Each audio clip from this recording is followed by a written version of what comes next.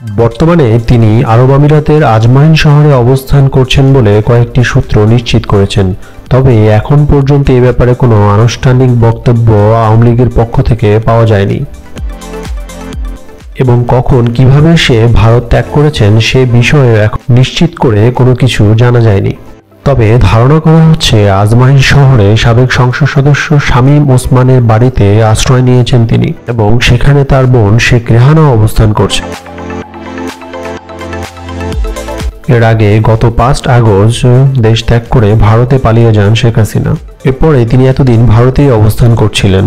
Europe, America এবং মধ্যপ্রাচ্যের বেশ কয়েকটি দেশে আশ্রয় চেয়েও ব্যর্থ হন তিনি।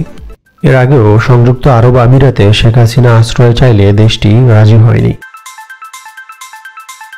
কিন্তু এখন কিসের ভিত্তিতে এবং কোন পরিপ্রেক্ষিতে তাকে আজমাইন শহরে আশ্রয় দেওয়া হয়েছে সে বিষয়ে এখনো কোনো পরিপূর্ণ তথ্য পাওয়া যায়নি।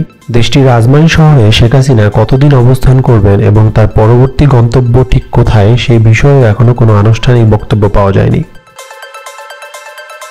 ছাত্র জনতার গণ অভ্যুত্থানের মধ্যে গত 5ই আগস্ট দেশ থেকে পালিয়ে ভারতে আশ্রয় নিয়েছিলেন সাবেক প্রধানমন্ত্রী শেখ হাসিনা।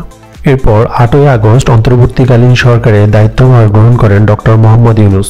শেখ হাসিনার দীর্ঘ 16 বছরের শাসনামলে গুম, হত্যা এবং বিচার বহির্ভূত হত্যাকাণ্ড সহ বিভিন্ন নানা অপরাধের বিচারের দাবি উঠেছে নানা মহলে। সে প্রক্রিয়ায় কাজ চালিয়ে যাচ্ছে অন্তর্বর্তীকালীন সরকার। তাই অন্তর্বর্তীকালীন সরকার ভারতের কাছে প্রধানমন্ত্রী শেখ হাসিনাকে দেশে ফেরত পাঠানোর জন্য জোর দাবি জানিয়ে আসছিল। এরই পরিপ্রেক্ষিতে শেখ হাসিনার ভারতে অবস্থান করা আর কোনোভাবেই সমীচীন হচ্ছিল না। তাই আনুষ্ঠানিকভাবে কোনো বক্তব্য না পাওয়া গেলেও শেখ হাসিনার ভারত ত্যাগ করে দুবাইয়ে আশ্রয় নেওয়ার ব্যাপারটি একেবারেই উড়িয়ে দেওয়া যাচ্ছে না।